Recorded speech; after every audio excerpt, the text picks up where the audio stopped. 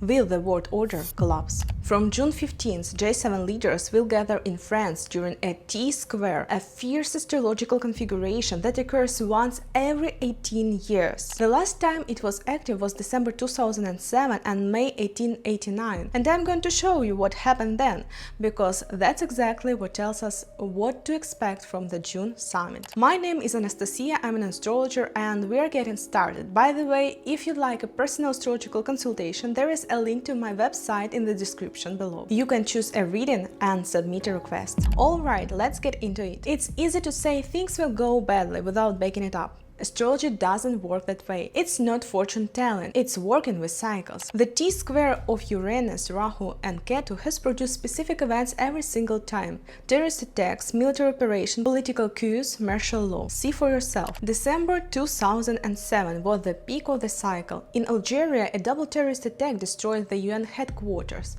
During those same days in Afghanistan, NATO forces launched their largest ever assault on the city of Musa Qala. What do these have in common? They were sudden, devastating strikes against international institutions and the military order. Exactly what we are seeing now. The J7 in international institution is meeting at the epicenter of that same cycle. Now let's rewind even further to May 89.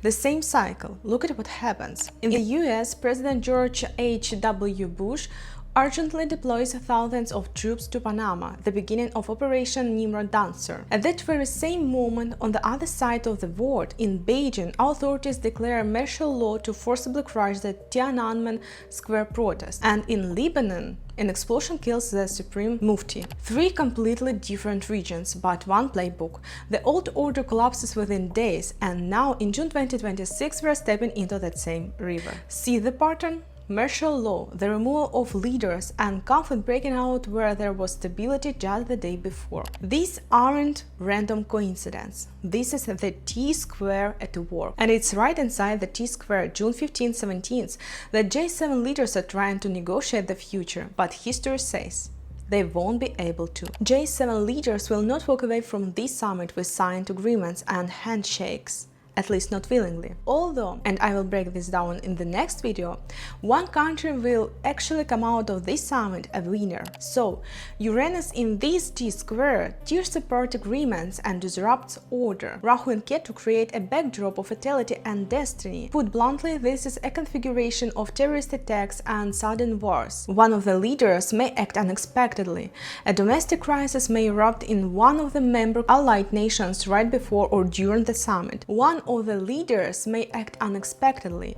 A domestic crisis may erupt in one of the member countries or allied nations right before or during the summit, forcing that country's leader completely reverse their position within hours. Also, protests could cross a line. A statement may come out that wipes out everything previously agreed upon. In the days leading up to the summit or immediately after, we'll most likely see sharp developments in different parts of the world, and they won't be random. Someone will need to send a signal, stake out a position, apply pressure. That's exactly how diplomacy works. Outside pressure changes what happens inside the negotiation room.